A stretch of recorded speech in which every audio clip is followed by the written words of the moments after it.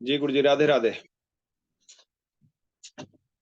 गुरुर्ब्रह्मा गुरुर्विष्णु गुरुर्देवो महेश्वराय, गुरुर साक्षात् परब्रह्म तस्मै श्री गुरुवे नमः। अखंड मंडलाकारं व्याप्तं येन चराचरं तत्पदं दर्शितं येन तस्मै श्री गुरुवे नमः। अस्मद् गुरुभ्यो नमः। अस्मद् सर्व गुरुभ्यो नमः। अस्मद् परम गुरुवे नमः। समद सर्व गुरुभ्यो नमः। श्री राधा कृष्णाभ्याम नमः। श्रीमते रामानुजाय नमः। लंबोदरम परम सुंदरम एकदंतम पीतांबरम त्रिनयनम परमं पवित्रम उदय दिवाकर निभोजल कांति कांतम विघ्नेश्वरम सकल विघ्नहरम नमामि। शरीरम स्वरूपम ततो वा कलत्रम यशस्यारुचित्रम धनम मेरुतुल्यम मनश्चैन लग्ने श्री गुरुरंध्रि पद्मे ततः किम ततः किम ततः किम ततः किम। नारायणं नमस्कृत्यं नरं चैव नरोत्तमं देवी सरस्वती व्यासं ततो जय मुदीरयेत्। जयतु देवो देवकी नंदनोऽयं, जयतु कृष्णो वृष्णिवंश प्रदीपः, जयतु मेघश्यामल कोमलांगं, जयतु प्रतिभारनाशो मुकुन्दः। कृष्ण त्वदीय पंकज पंजरान्तं अद्यैव मे विशतु मानसराज हंसः।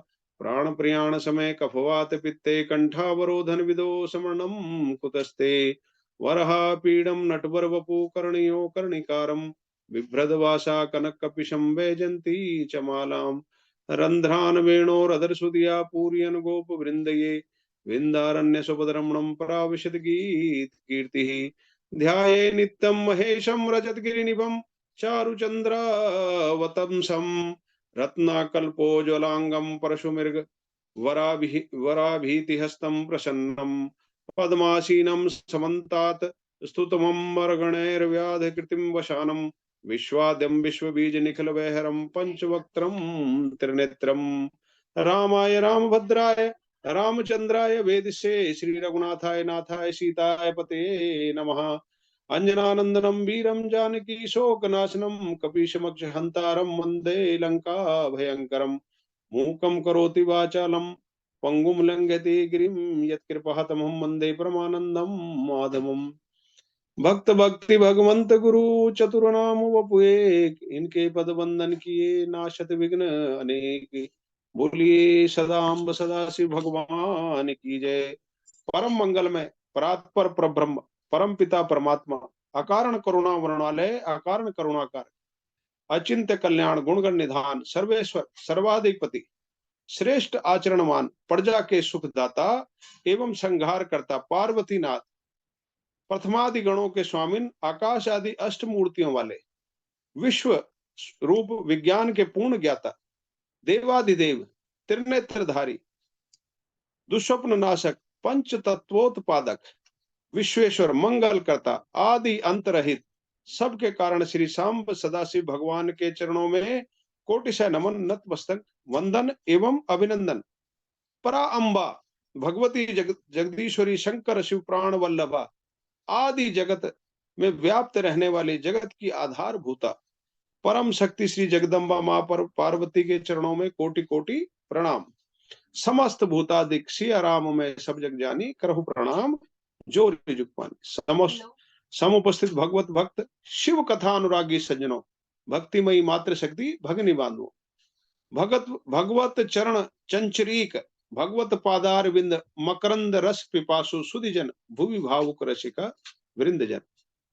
हम सबका यह परम सौभाग्य है कि भगवान शंभु शिवा की है शिव सुंदर कथा पर सम्मिलित होकर हम शिव कथा मंदाकिनी पर गोता लगाने का अवसर मिला। श्रावण का महीना चल रहा है। हम सब लोगों ने अवश्य पिछले जन्मों में कुछ शुभ कार्य किए होंगे जिसके कारण हमारे जीवन में जो है इस प्रकार की कथा का प्रवेश हुआ है। गुरुजी महाराज का बड़ा कृपा है कि वो जूम ऐप के माध्यम से ही हम सब लोगों को इस प्रकार का ज्ञान दे रहे हैं, क्योंकि शायद अगर हमें विद्यालय में जाना पड़ता तो ये संभव ना हो पाता, उम्र भी काफी हो गई है। तो इस वजह से इस बात के लिए हम सब जो है रामदेशिक जो हमारा स्कूल है विद्यालय है और जो गुरुजी हैं हमारे, इनके जो है बड़े आभारी हैं जिन्होंने हमें घर बैठे ही इस प्रकार की सुविधा प्रदान करी। और आप सब लोग भी जरा ध्यान लगाकर शिव कथा या भागवत कथा जिसको भी आप बोलते हैं, उसका भक्ति में रस से पान कीजिए। श्रावण का महीना चल रहा है, आप सब लोगों को श्रावण की बहुत बहुत बधाइयां। और शिव कथा का पाठ चल रहा है, ये तो परम सौभाग्य की बात है। आज पूरे श्रावण के महीने में जो है चारों तरफ से कांवड़ यात्रा चल रही है, लोग शिव मंदिरों में जाके प्रभु की आराधना कर रहे हैं। और हम लोगों का परम सौभाग्य कि हम सब लोग जो है गुरु जी के माध्यम से इस शिव कथा को सुन रहे हैं, और सुनाने आगे भविष्य में आने वाले समय में लोगों को भी सुनाने का प्रयास करेंगे। तो ये बड़ा ही परम सौभाग्य है कि सावन के महीने में हमारी क्लास चल रही है। तो इस बात के लिए आप सभी लोगों को बहुत बहुत बधाइयां। ओम नमः शिवाय, हर हर महादेव। अब जो पिछली कथा थी कि भगवान के बारे में पूछा गया कि इस शिव महापुराण से जो है इस कथा से किस किस का कल्याण हुआ, तो दूसरी कथा इसमें आती है जो महात्म्य के अंदर ही है, वो बिंदुक और चंचुला, बिंदुक और चंचुला की कथा आती है। समुद्र के किनारे एक वास्कर नाम का ग्राम था। वहां वैदिक धर्म को त्याग कर महापापी जन निवास किया करते थे। सारे पापी जन थे, बड़े दुष्ट थे, जिनकी आत्मा विषयी थी, खल कपटी थे, ज्ञान वैराग्य सत्य धर्म तो वो जानते ही नहीं थे। उन सबकी स्त्रियां भी स्वेच्छाचारिणी थी, कुटिला पाप परायण थी। भारत की भूमि की जो महानता शास्त्रों में कही गई, ऋषि मुनियों की भूमि है, ये तपोभूमि है। इसके अलावा आप विश्व के किसी भी अन्य देश में जाएंगे तो वहां इसी प्रकार का आचरण है जैसा इस शिव पुराण में वर्णन है। स्वेच्छाचारी है, कुटिल है, धन के पीछे लगे हुए सारे के सारे। जितने भी आप बाहर के देशों में जाओ, और उसका परिणाम क्या होता है, धन तो उनके पास अत्यधिक है, बहुत पैसा है उनके पास, लेकिन मन की शांति नहीं है। तो भारत की तरफ वो बड़ी उम्मीद से देखते हैं, आशा से देखते हैं। तो इस कथा को पढ़ते पढ़ते मेरा ध्यान एकदम विश्व पटल की तरफ हो गया कि ये इस तरीके का क्या होता होगा। जैसे हमें पढ़ के जिज्ञासा होती है कि क्या ऐसा रहा होगा, तो अवश्य रहा होगा। जब शिव पुराण के समय में है और आज के समय में अगर हम अपने चारों तरफ देखें, तो ऐसा अन्य देशों में जो बाहर हैं, वो सिर्फ ये चाहते हैं कि हमें पैसा मिले, और किसी आचरण की तरफ उनका ज्यादा ध्यान नहीं है। ये धन्य है भारत की भूमि कि हमें यहाँ पे जन्म मिला, और उस जन्म से भी जो है हम इस तरह की कथाओं के माध्यम से, इस तरह के भजनों के माध्यम से जो है हम भगवान से जुड़े हुए हैं। तो ये परम सौभाग्य। सभी कुटिल थे, दुर्जनों से पूर्ण उस वास्कल ग्राम में एक बिंदुक नाम का अधम ब्राह्मण भी रहता था। वो भी दुरात्मा और महापापी था। जब पूरा समाज ही ऐसा है तो वो भी पापी था। वो अपनी सुधर्मणी चंचुला नाम की पत्नी को त्याग कर वैश्यगामी हो गया, और उसकी चंचुला पहले तो धर्म में अडिग रही, लेकिन बाद में वो भी पति की तरह धर्म से भटक गई। और एक बार बिंदुक ने अपनी पत्नी को जब पर पुरुष के साथ देखा तो उसे मारा पीटा। तो उसने कहा कि भैया तुम अपनी तरफ भी तो देखो। चंचला ने कहा बिंदुक को कि आप अपनी तरफ भी देखो, आप क्या करते हो जो मुझे उपदेश दे रहे हो। तो ये वही बात है कि पहले अपने जीवन में किसी उपदेश को उतारो, उसके बाद ही किसी अन्य को। अगर हम ही अपना आचरण साफ नहीं कर पाएंगे, तो जो भी प्रवचन हम बोलेंगे या जो भी किसी को बोलने की कोशिश करेंगे, वो उसको ग्रहण नहीं करेगा। ये तो हम लोगों को अपने जीवन में उतारना पड़ेगा। और जब हम उस तप को तप लेंगे, तो वो उपदेश जैसे ही हम बोलेंगे, तो दूसरे के हृदय में एकदम पवित्र प्रवेश कर जाएगा। हमारे अंदर ही अंतर्यामी रूप से सदाशिव बैठे हुए हैं, भगवान कृष्ण बैठे हुए हैं, सब देवी देवता अंदर ही बैठे हुए हैं, और अंदर से ही वो देख रहे हैं कि हमारा आचरण कैसा है। बोले पंडित जी शिक्षा तो बहुत बड़ी बड़ी देते हैं, लेकिन अपना आचरण देखिए जरा पंडित जी का। तो अपने आचरण में, अपने जीवन में उसको जीना पड़ता है। यही एक तप है। जब हम उसको अपने में उतारेंगे, तो वो दूसरा भी उसको ग्रहण करेगा। अब यहाँ पे चंचला ने जो है उनको कह दिया कि जो आप जो है मुझे छोड़कर जो है दूसरी तरफ जाते हो, और जब मैंने इस तरफ कदम बढ़ाया तो आप मुझे उपदेश देने लगे। तो बिंदुक ने कहा कि नहीं नहीं, ऐसी बात नहीं है, तुम इस काम के लिए पैसे लिया करो। अब दोनों जो है कुकर्म में पड़ गए, पैसे लेने लगे, बिंदुक भी और चंचुला भी। एक दिन जो है बिंदुक मृत्यु को प्राप्त हो गया, और घोर पापों का कारण नरक में बहुत काल पर्यंत तक रहा। बाद में वो पापी विंध्याचल पर्वत पर भयंकर पिशाच के रूप में रहने लगा। जो भी हम कर्म करेंगे, उसका जो है हमें अच्छा और बुरा फल जो भोगना ही पड़ेगा। अगर हम दान धर्म तप कथाओं से जुड़े हुए हैं, तो हमें अच्छे लोगों की प्राप्ति होगी, अन्यथा पिशाच योनि तो सबके लिए खुली हुई है।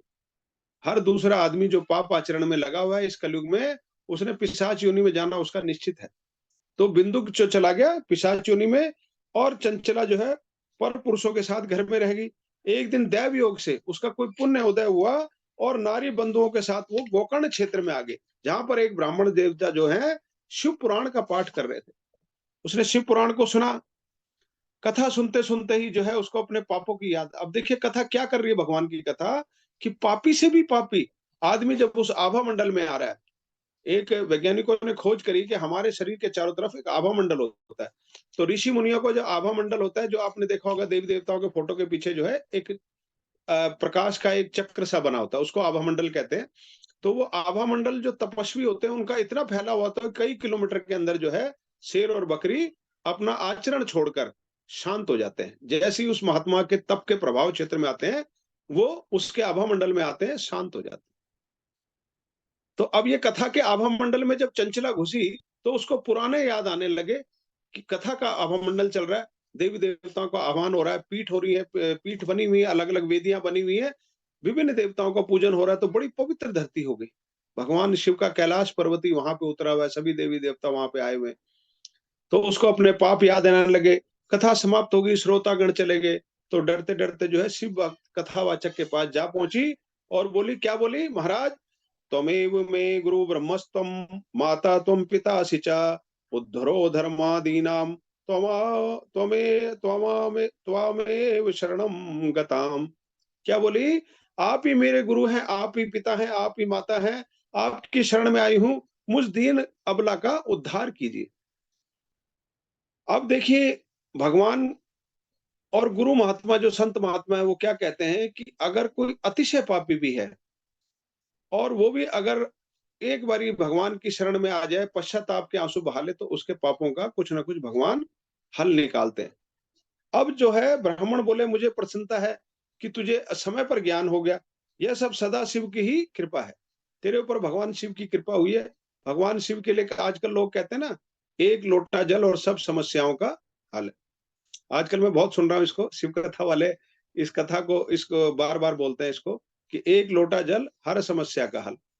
तो बोले, भाई आपके ऊपर सदा शिव की कृपा है, अब तू भयभीत न हो। शिव की कृपा से तेरे सब पाप नष्ट हो जाएंगे, और शिव कथा के श्रवण से जो तेरी सद्बुद्धि तुझे प्राप्त हुई है और तुझे विषयों से बैराग हो गया है, पश्चाताप से तुम्हारी मति शुद्ध हो गई है, जिसको पश्चाताप हो गया उसके पाप समाप्त हो जाते हैं। इस शिव पुराण की कथा के श्रवण से जैसे हृदय पवित्र होता है, वैसा अन्य उपायों से नहीं होता। बहुत ही सरल है भगवान शिव, और हृदय के पवित्र हो जाने पर शिव पार्वती उसके हृदय में विराजमान हो जाते हैं। तब वह शुद्धात्मा शिव के परम पद को प्राप्त होता है। शिव कौन है? आदि गुरु है इस संसार के। भगवान शिव को आदि योगी भी कहा जाता है। इसलिए सभी वर्ण इस कथा को सुने, क्योंकि शिव जी ने स्वयं इसकी रचना की है। कह रहे हैं कि भगवान शिव ने इसकी स्वयं रचना की। सर्वेशाम श्रेयशाम बीजम सतकथा श्रवणो निर्णाम। इस उत्तम कथा का श्रवण समस्त मनुष्यों के लिए कल्याण का बीज है। शिव भक्ति से विमुख माया मोह में पड़े हुए मनुष्यों के तो बिना पूंछ का पशु ही जानना चाहिए। बिना पूंछ का जैसे पशु होता है, कह रहे हैं वैसे जो शिव माया में पड़े हैं उनको जानना चाहिए। तृणम नखादनपि जीवमानस्त गया भागाग्दयम परम पशुनाम। बिना घास खाए जीवित रहता है, वह पशुओं के लिए भाग्य की बात है।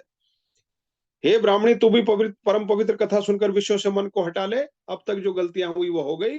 अब आगे जो है भगवान शंकर की कथा सुनकर तेरा हृदय पवित्र हो जाएगा। सूत जी ऐसा कहकर दयालु ब्राह्मण ने शिव ध्यान में मगन मौन हो गए। तब चंचुला प्रसन्नचित हो आंखों से आंसू बहाती हुई उसके चरणों में गिर गई और बोली, हे